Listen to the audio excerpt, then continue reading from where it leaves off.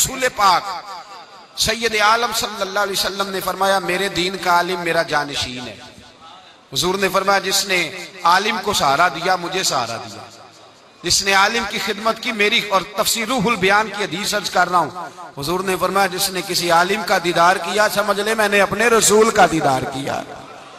اور جب بندہ ایک بیٹھا ہے چوک میں وہ کہہ رہا ہے مولوی سارے ہی انج دینے، تو حضور کی حدیث کی مخالفت کر رہا ہے کہ نہیں کر رہا؟ سن لیں اور یاد رکھے، دین کے چمن میں اس وقت جتنی آپ کو بہار نظر آ رہی ہے یہ میرے نبی کا صدقہ ہے، علماء کی محنتوں کا نتیجہ ہے، علماء کی محنتوں کا نتیجہ ہے۔ یاد رکھ لوگ ایک منٹ لگاتے ہیں بزرگوں کو، مشائخ، مدارس کے طلباء کو، اپنے بڑے بزرگوں کو، ماں باپ کو، رشتہ داروں کو، قبیلے کے بڑوں کو لوگ فوری طور پہ بات کر جاتے ہیں۔ یاد رکھیں آپ جب مجموعی بات کریں تو یہ لفظ بھی کبھی نہ کہیں کہ سارے سیاستدان برے ہیں، یہ جملہ کہنا بھی درست نہیں، سارے بیوروکریٹ برے ہیں یہ کہنا بھی درست نہیں، سارے مالدار برے ہیں یہ کہنا بھی درست۔ او بھائی مالداروں میں حضرت عبد الرحمن ابن عوف بھی ہیں اور جناب عثمان غنی بھی ہیں، یہ بھی مالداروں میں شامل ہے، یاد رکھیں۔ اور حکومت تو خلفائے راشدین نے بھی کی ہے، تو اپنی رائے کا اظہار کرتے وقت اپنے لفظوں پر، اپنے جملوں پر، اپنی گفتگو پر کنٹرول رکھیں۔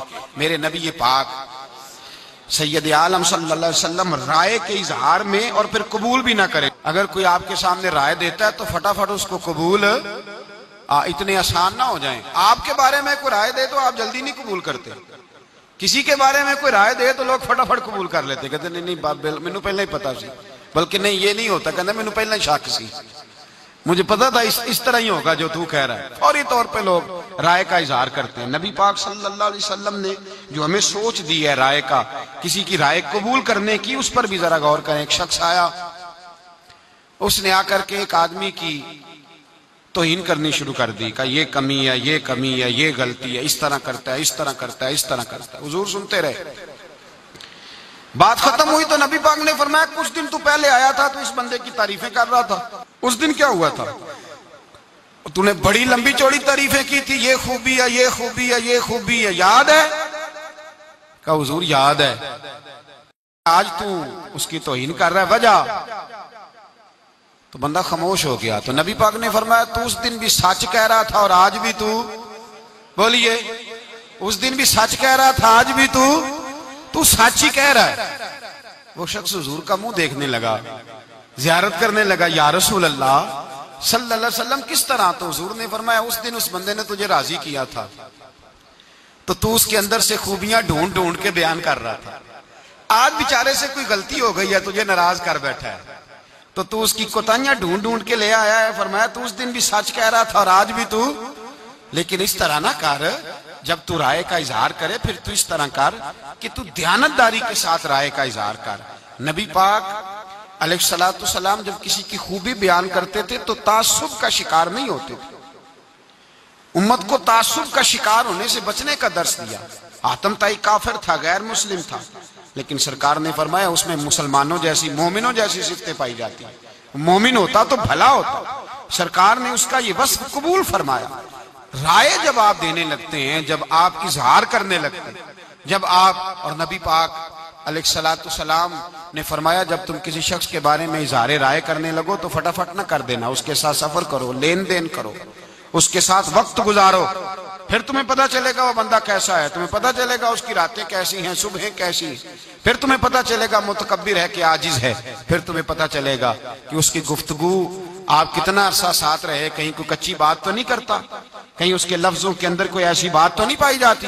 تو میرے بھائی، آزادی رائے مکمل حق رکھتا ہے مسلمان، اسلام نے دیا ہے، لیکن اس کو یہ اجازت نہیں کہ وہ جو اس کے ذہن میں آئے اس کا وہ اظہار کرنا شروع کر دے۔ بہت سارے لوگ کہتے ہیں جی دین میں آپ کو بتاتا ہوں، اصل دین کیا ہو؟ بھائی آپ کیسے بتاتے ہیں؟ کتنی کتابیں پڑھی ہیں آپ نے؟ 2 4 5 چیزیں اردو کی آپ اٹھا کر کے ان کو دیکھ کے لوگوں کو دین سمجھانے آ گئے۔ اب یہ آپ ٹی وی چینل کھول کے دیکھ لیں، ہر ٹی وی چینل پہ دین سکھایا جا رہا ہے، ہر جگہ دین بتلایا جا رہا ہے۔ جو کسی شعبے کا ماہر ہے وہ ضرور آئے، پہلے اس کو پرکھے، اس کو دیکھے، اس پہ غور کرے، پھر رائے کا اظہار کرے۔ زندگی میں یہ بڑا خطرناک موقع ہے، اپنی زبان کو کنٹرول میں رکھیں، کبھی کسی شخص کے بارے میں کوئی ایسا جملہ نہ کہیں۔ میرے نبی پاک علیہ السلام نے فرمایا جب صبح دن چڑھتا ہے نا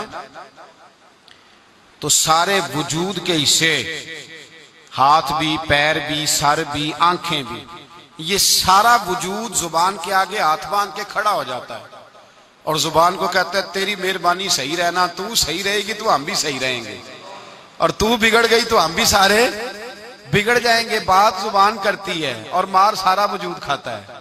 تو زبان ہی اگر قابو میں رہے، اس پہ ہی تھوڑا کنٹرول رہے، اس کو ہی اگر انسان تھوڑا سمجھا لے، بہلا لے۔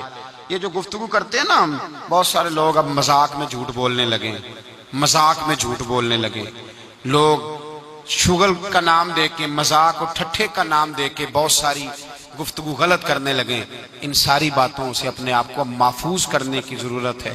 نبی پاک علیہ السلام نے فرمایا جو لوگ کسی کا مذاق اڑائیں گے، قیامت کے دن جب ان کو کھڑا کیا جائے گا تو ان کے لیے جنت کا دروازہ کھلے گا، وہ بھاگیں گے جنت کی طرف تو جنت کا دروازہ بند کر دیا جائے گا، پھر دروازہ کھلے گا، وہ پھر بھاگیں گے، دروازہ بند کر دیا جائے گا۔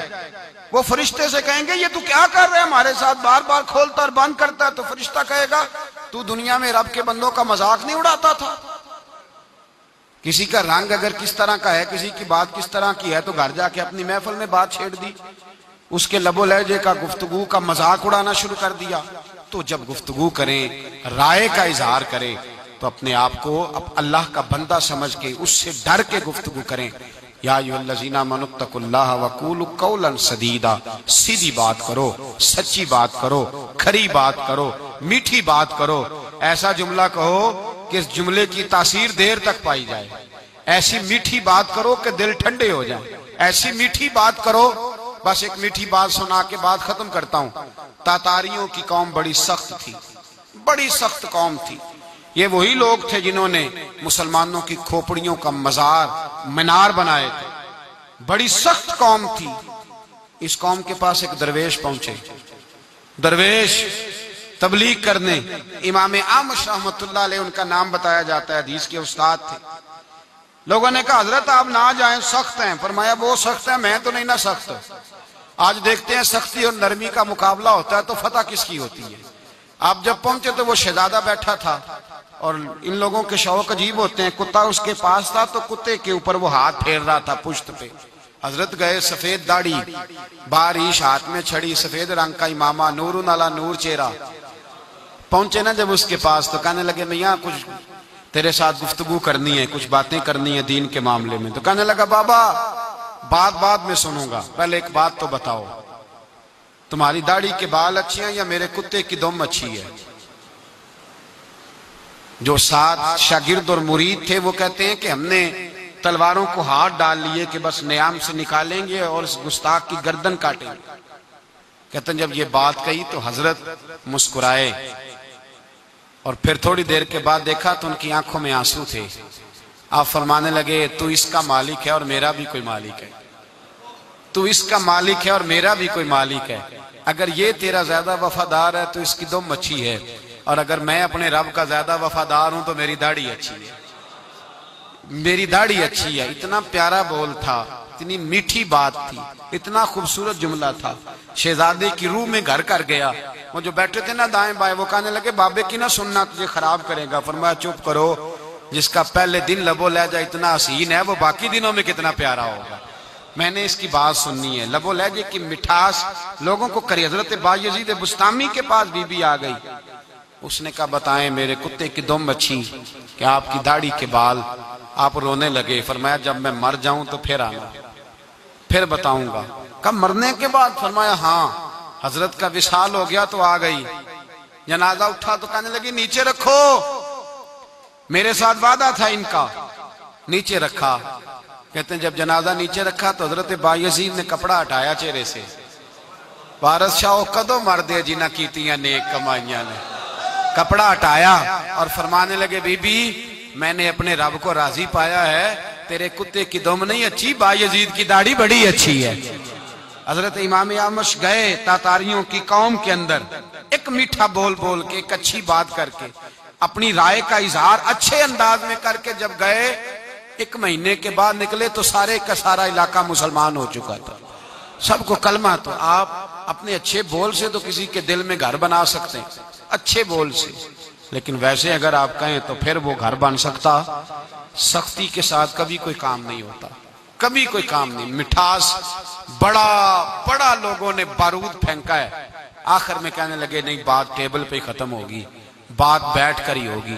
زبان کو کنٹرول میں کریں، اس پر قابو لگائیں، اس کو دیکھیں. یہ اگر پھسلتی ہے تو تباہی کرے گی، یہ اگر آگے نکلتی ہے تو رشتے توڑے گی، تعلقات خراب کرے گی، یہ بہت ساری جگہ پہ نقصان کرے گی. اللہ ہمیں آزادی رائے کے تو موقع دے، پر آوارہ خیالی سے محفوظ فرمائے. آمین. آخر دعوانا